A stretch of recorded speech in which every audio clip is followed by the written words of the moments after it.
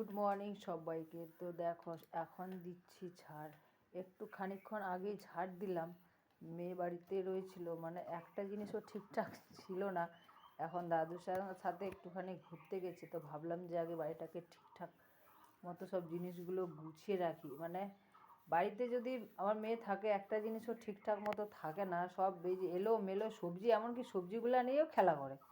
তো এই যে সবজিগুলো এখানটায় এই সাইডে গুছিয়ে রাখলাম, কারণ দেখতে পেলে আবার ওগুলো নিয়েই খেলতে শুরু করবে।